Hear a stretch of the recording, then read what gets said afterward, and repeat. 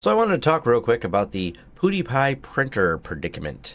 And no, I'm not a big fan of the whole controversy or whatever they're doing. It's amusing. It's pop culture. PewDiePie is the most subscribed YouTube channel on the internet. T-Series is the second most subscribed YouTube channel on the internet, and they are I guess pseudo in competition with each other. So the fans of Felix are now trying to gain more subscribers, and where this gains interest to me is the methodology that someone called the TheHackerGiraffe took.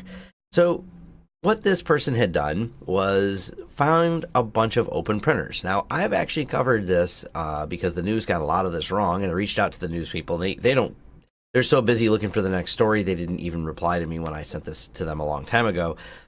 When threats were sent out and ransom notices sent out to printers via the internet. And I broke down some of the technical details back in June 19th of 2017 because these printers are just left open to the internet. Now, everyone's thinking it's some massive blah, blah, blah attack, and the reality is anyone who has heard of Shodan.io and types the words port, 9100 in parentheses here, you can find, and this is just one port, by the way, this is not all the printer ports, this is just a common one, 586,850 results.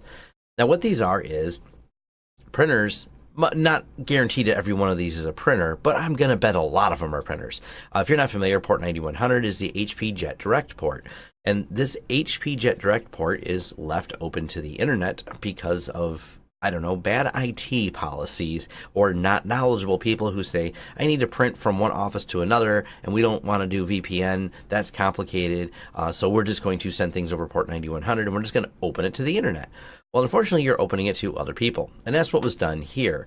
So HackerGiraffe decided to increase people subscribing to PewDiePie. He would, he sent out lots of print jobs, lots and lots of print jobs. I think over 50,000 to all these random printers. Now, we don't really know where these printers are. I mean, you can try to infer based on different IP addresses where they might be, but you don't necessarily know. And this was, of course, a mess of internet printers being sent to this subscribe to PewDiePie's channel, which caused mass confusion and everything else. Now, this is a problem, and I want to talk about a little bit how the problem occurs and still occurs, and we've had to deal with this directly ourselves.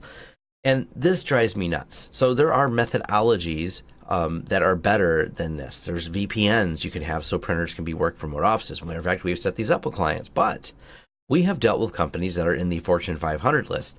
Now, they're not our clients. Our clients service some of them in the transportation sector. They tell us to do things like open up port 9100 across the internet because that's how they do it. So it's not like just your average some IT guy that doesn't know what he's doing, IT dude that's like, hey, I'm just going to open up this to the internet. It gets much worse. It's these large companies that have not bothered. And I almost want to send a scathing email to their security people, who, by the way, I looked up and they was emailing back and forth with. The person had security in their title at the place. They think opening up these ports is just fine. And I'm just like, how is it you guys have made the Fortune 500 list but not developed, I don't know, an app, a Raspberry Pi? Even my friend who works at a hospital, they have their own custom developed app so they don't have to deal with VPNs all the time. That is basically a cloud-enabled SSL secured app that you can send print jobs to, and then a local Raspberry Pi brings them back to the printer. I mean, there's complete methodologies here in 2018 to get around that. You can't just call people and vendors and go, hey, open up port 9100, and yet they do.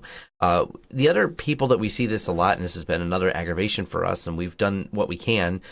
We took over some salons, and I'm not going to call out the salon software because it would then alert you to anyone you know using it. You can, their printers are wide open, but there's some salon software that works cloud enabled by doing RDP. And instead of using RDP print services, because that's difficult, they decide to use instead opening up port 9100 on every salon. They just open it to the internet. They tell them which printers to buy. And when you do a print job, it just sends it to that IP address over the internet without filtering. They just open up the firewall. Lots of salons don't have nice filtered firewalls that block other than certain IP addresses. They don't offer that as a service. And we've run into this, and we've put better firewalls in because some of them just started getting junk coming through their printers all the time. This is absurd here in 2018, but there's a lot of companies doing it, and it's unfortunately led to this. Now, if you want to experiment in this on your own network, on things and devices you own, you can always check your external ports, and you can scan yourself to see if you're open or have something open. It's a good thing to check for your clients because you don't want these problems on there. Audit the firewall rules. Then we have the Printer Exploit Toolkit. And I'm going to leave a link to this because it's also interesting because this is things you can check on your own network. And this is what was used. They break down inside of your own network, of course, please, on networks you own that you have permission to do this on. You can do things like test the vulnerability of printers you have, what can be done. And it's a good exercise in security as you're understanding what can happen on a network.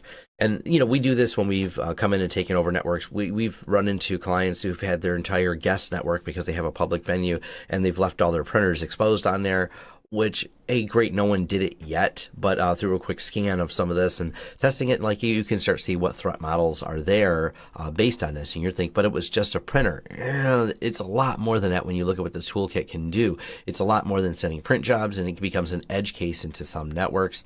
There was even a case of a certain printer that had a bridging option. So if you got into it via Wi-Fi, it would bridge into a private network. So you really have to, think about these. And this is also...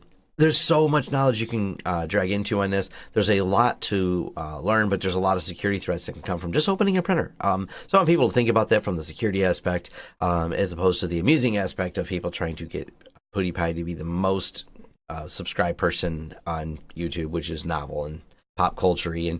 And that's as much fun as I have with it. Thanks. Thanks for watching. If you like this video, go ahead and click the thumbs up. Leave us some feedback below to let us know any details, what you like and didn't like as well, because we love hearing the feedback. Or if you just want to say thanks, leave a comment.